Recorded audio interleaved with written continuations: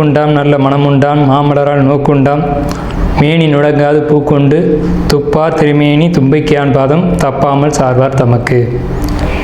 அனைத்துலக ஆன்மீக அன்பர்களுக்கு வணக்கம். நாம் இப்போ இந்த வீடியோவில் பார்க்கக்கூடிய விஷயம் அப்படிங்கிறது மார்ச் மாதத்துக்கு உண்டான ராசி பலன்கள். அதாவது மார்ச் மாதம் இந்த 30 தேதிகளுக்கும் உண்டான 12 ராசிகளுக்கு உண்டான பலன்களை பார்க்குறோம். ஒவ்வொரு ராசிக்கும் செப்பரேட்டாக தனித்தனியாக நம்ம பார்க்குறோம். அதுக்கு முன்னாடி நம்ம இந்த மார்ச் மாதத்துக்கு என்ன சிறப்பு அப்படிங்கிறத நம்ம பார்த்துருவோம்.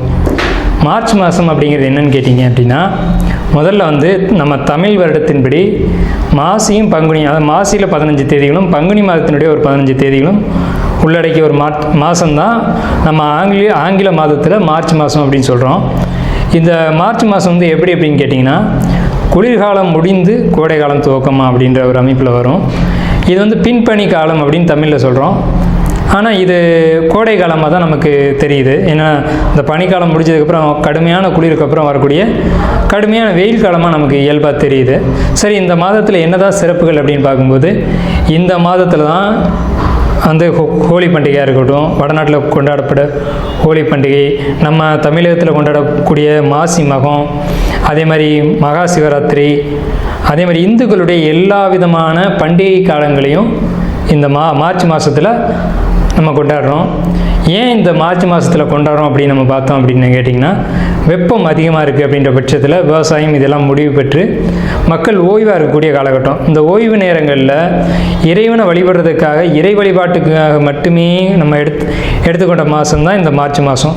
முழுக்க முழுக்க இறை வழிபாடு, அதான் ஜாதி மதம் இனம் எல்லா வேறுபாடுகளும் இல்லாமல் எல்லாரும் இணைஞ்சு ஒரு கோயில் எடுத்து கும்பாபிஷேகம் பண்ணுறதா இருக்கட்டும், திருவிழாவாக இருக்கட்டும், அல்லது விரதம் இருந்து ஒரு கோயிலுக்கு போய் மாலை போட்டு ஒரு அர்ச்சனை பண்ணிவிட்டு அங்கே வழிபாடு பண்ணுறதா இருக்கட்டும், இது எல்லாமே எப்போ நடக்குது அப்படின்னு பார்த்திங்கன்னா இந்த மார்ச் மாதத்தில் தான் நடைபெறுது. அப்போ மொத்தத்தில் நம்ம பார்க்கும்போது இது இறை வழிபாட்டுக்கான ஒரு மாதம் அப்படின்னு எடுத்துக்கலாம். முக்கியமான விஷயம் அப்படின்னு பார்த்திங்கன்னா, இந்த மார்ச் மாதத்தில் தான் பிரம்மஹத்தி தோஷத்துக்கான நிவர்த்திக்கான மாதம். தோஷங்களே கடுமையான தோஷம், நிவர்த்தி செய்ய முடியாத தோஷம் அப்படிங்கிறது பிரம்மஹத்தி தோஷம் தான். அதுவே இந்த மார்ச் மாதத்தில் தான் நமக்கு நிவர்த்தி செய்யக்கூடிய காலகட்டங்கள் அப்படின்னு வருது.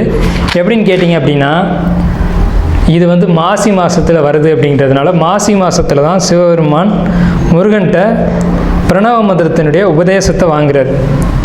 முருகன்கிட்ட இருந்து உபதேசம் பெறாரு சிவபெருமான்.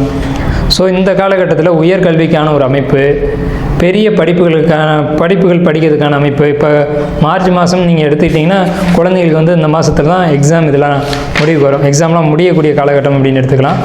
ஸோ இந்த மார்ச் மாதத்தில் படிப்பு, கல்வி, உயர்கல்வி போன்ற விஷயங்களை நம்ம கையில் எடுக்கிறதுக்கும் கலைகளை கற்றுக்கிறதுக்கும் இதுக்கெல்லாம் ஒரு சிறந்த மாதமாக இருக்கும். புதிய கலைகளை கற்றுக்கிறது, மந்திர உபதேசங்களை வாங்கிக்கிறது, அல்லது மந்திரங்களை படிக்கிறது, மந்திர கலைகளை பயன்படுத்துறது, முன்னோர்களுக்கு தர்ப்பணம் திதி போன்ற விஷயங்களை கொடுக்கறது அப்படிங்கிறது இந்த மார்ச் மாதத்தில் தான் செய்கிறது ரொம்ப விசேஷமாக இருக்கும் அப்படின்னு புராணங்கள்லையும் இதிகாசங்கள்லையும் சொல்லப்பட்டிருக்கு.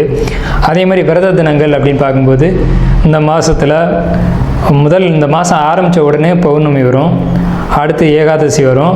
அதே மாதிரி 15ஆம் தேதி அன்றைக்கி பார்த்திங்க அப்படின்னா உங்களுக்கு திருவோண நட்சத்திரம் வரும், ஏகாதசி திதி வரும், பூச நட்சத்திரம் அன்று தான் பௌர்ணமி வரும் மாசி மாதத்தில் மட்டும்.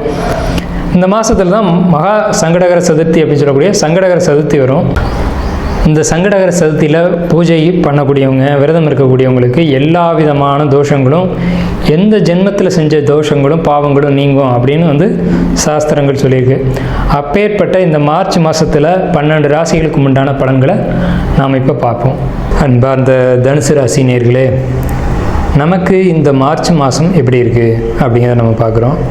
மார்ச் மாத ராசி பலன்கள் தனுசு ராசிக்கு. தனுசு ராசி அப்படின்றது இந்த ராசி மண்டலத்தில் ஒரு சிறப்பான ராசி தான். உங்களுக்கு கிரக அமைப்புகள் பொறுத்த வரைக்கும் கோச்சார கிரகங்கள் ரொம்ப சிறப்பான அமைப்பில் அமைஞ்சிருக்கு அப்படின்னு தான் சொல்லணும். என்னென்ன விஷயங்களுக்கு சிறப்பான அமைப்பில் அமைஞ்சிருக்கு அப்படின்னு நீங்கள் கேட்டிங்க அப்படின்னா, முதல்ல தொழில் அப்படிங்கிறது ரொம்ப சிறப்பான ஒரு அமைப்பு இருக்குது. தொழிலில் தடுமாற்றங்கள் இயற்கை தான், இல்லைன்னு நம்ம சொல்ல வரல. ஆனால் அந்த தடுமாற்றங்களை மீறி ஒரு வெற்றியும் உங்களுக்கு உண்டு. தடுமாற்றங்களை மீறி ஒரு வெற்றியும் உங்களுக்கு நிச்சயம் உண்டு. இந்த மார்ச் மாதத்தில் என்ன தொழில் பண்ணுறீங்க அப்படின்றது முக்கியம். அதில் குறிப்பாக வந்து நீங்கள் வந்து சொத்து, நிலம், இடம், வீடு சம்மந்தப்பட்ட தொழில் பண்ணுறதா இருக்கலாம், அல்லது ஆன்மீகம் சம்மந்தப்பட்ட ஆன்மீகம் ரிலேட்டடான எந்த தொழில் செஞ்சாலும் அதில் நிச்சயமான வெற்றிகள் உண்டு. பழமையான இது இரும்பு, மரம், அதே மாதிரி ஒரு பொருளை வந்து புதுப்பிக்கிறது, பழைய பொருளை புதுப்பிக்கிறது, ரிப்பேர் பண்ணுற ஒர்க்கு, இதை வந்து தொழிலாக செய்யக்கூடியவங்களுக்கு ரொம்ப சிறப்பான காலகட்டம். அதே மாதிரி ஜாபில் இருக்கக்கூடியவங்களுக்கு சொல்லவே வேண்டாம், ரொம்ப ரொம்ப ரொம்ப அமோகமாக இருக்குது. என்ன விஷயத்தில் அது வந்து ரொம்ப சிறப்பாக இருக்குது அப்படின்னு நம்ம சொல்கிறோம் அப்படின்னோம்னா, இப்போ வந்து ஜாப்பில் இருக்கீங்க, என்ன ஜாப் வேணாலும் இருக்கட்டும், குறிப்பிட்டு ஆன்லைன் ஜாப்பு, அதே மாதிரி ஒர்க் ஃப்ரம் ஹோமு, இந்த மாதிரியா ஐடி ஃபீல்டு, கைகளை இயக்கி விரல்களை இயக்கி செய்யக்கூடிய எந்த ஒரு ஜாப்பில் நீங்கள் இருந்தாலும் சரி, விரல்கள் மூலமாக செய்யக்கூடிய எழுத்து, டாக்குமெண்ட்டு, பத்திரம், கையெழுத்து போடக்கூடிய ஒர்க்கு, எழுதக்கூடிய ஒர்க்கு, அல்ல ஜோதிடம் பார்க்கக்கூடியவங்க, இந்த மாதிரி எழுத்தாளர்கள், இவங்களுக்கெல்லாம் எப்படி இருக்குது அப்படின்னு பார்த்தீங்கன்னா, இந்த பணியில் இந்த ஜாப்பில் இருக்கக்கூடியவங்களுக்கு இந்த மார்ச் மாதம் முழுக்கவே, மார்ச் மாதத்தில் 11ஆம் தேதிக்கு மேலே, 11ஆம் தேதிக்குள்ளே ரொம்ப அமோகமாக இருக்கும், 11ஆம் தேதிக்கு மேலேயும் ரொம்ப நல்லா தான் இருக்கும். 11ஆம் தேதியிலையும் கரெக்டாக அந்த 20 தேதி வந்துச்சு அப்படின்னா உங்களுக்கு நீங்கள் தான் ராஜா. நீங்கள் எதிர்பார்த்த ஒரு ப்ரொமோஷன், நீங்கள் எதிர்பார்த்த ஒரு ட்ரான்ஸ்ஃபர், நீங்கள் எதிர்பார்த்த இடத்துல ஒரு வேலை, உங்களுக்கு இருந்து வந்த எதிரிகளுடைய தொல்லை அப்படிங்கிறதெல்லாம் விலகிடும். சரிங்களா? ஸோ அதுக்கு பிறகான உங்கள் லைஃப் அப்படிங்கிறது ரொம்ப சிறப்பாக இருக்கும், சொல்லவே வேணாம், ரொம்ப அமோகமாக இருக்கும். உங்களுக்கு வந்துட்டு இந்த ஜாப் அப்படின்றத பொறுத்த வரைக்கும் மார்ச் 6ஆம் தேதிக்கு பிறகு வரக்கூடிய அமைப்புகளை பாருங்கள். குறிப்பாக அந்த கம்ப்யூட்டர் சம்மந்தமான ஜாப்பில் இருக்கக்கூடியவங்களுக்கு ரொம்ப சிறப்பாக இருக்கும். தொழில் நம்ம மேலேயே சொன்னோம், தொழில் ரொம்ப சிறப்பான ஒரு அமைப்பில் இருக்குது. பயணங்கள் அதிகமாக உங்களுக்கு இருந்துக்கிட்டு இருக்கும்.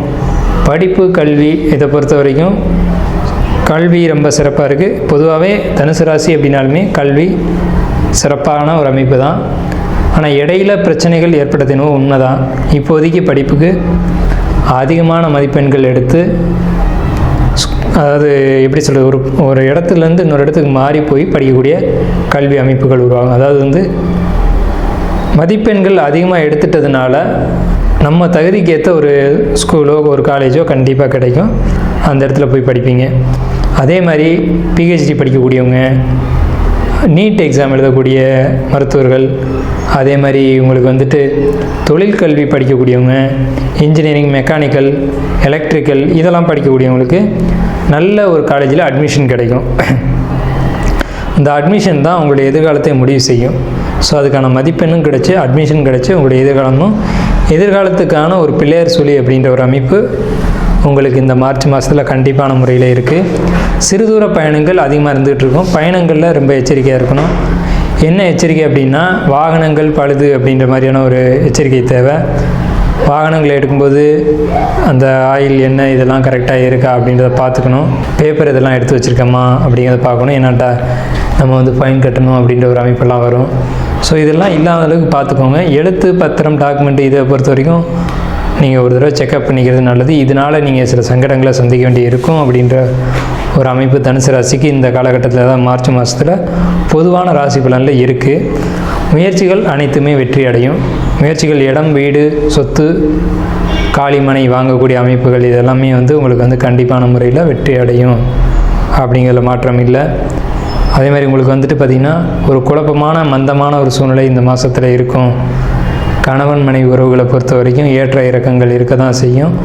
நீ பெரியவரா நான் பெரியவரா அப்படின்னு பார்க்கக்கூடிய ஒரு நிலை வரும். இதை பொறுத்த வரைக்கும் விட்டு கொடுத்து போகிறது தான் ஒரு சிறந்த ஒரு கணவன் மனைவிக்கான ஒரு அடையாளம் அப்படிங்கிறது உண்டு. தனுசு ராசிக்காரங்க எப்போவுமே ஒரு விஷயத்த நியாயத்தின்படி நடந்துக்கூடியவங்க தான். இருந்தாலும் கூட எதிர்த்தரப்பில் என்ன நியாயம் இருக்குதுன்னு பார்க்கணும். அதாவது ஒரு 9ஆம் நம்பர் எழுதணும் அப்படின்னா நம்ம பக்கம் அது 6ஆக தெரியும், அவங்க இருந்து பார்க்கும்போது அது வந்து 9ஆக தெரியும். இதுதான் தனுசு ராசிக்கான விளக்கம் அப்படிங்கிறது. ஸோ இது வரைக்கும் நம்ம பார்த்துருக்கிறது தனுசு ராசியில் பொதுவான பலன்களே. உங்களுடைய துல்லியமான தனிப்பட்ட ஜாதகத்தை நீங்கள் பார்க்கணும் அப்படின்னு விருப்பப்பட்டீங்க அப்படின்னா கீழே தெரிகிற நம்பருக்கு கான்டாக்ட் பண்ணி நம்மக்கிட்ட எப்போ வேணாலும் அப்பாயின்மெண்ட் வாங்கி நீங்கள் நம்மளை பார்க்கலாம். நன்றியும் வணக்கம். வாழ்க வளமுடன்.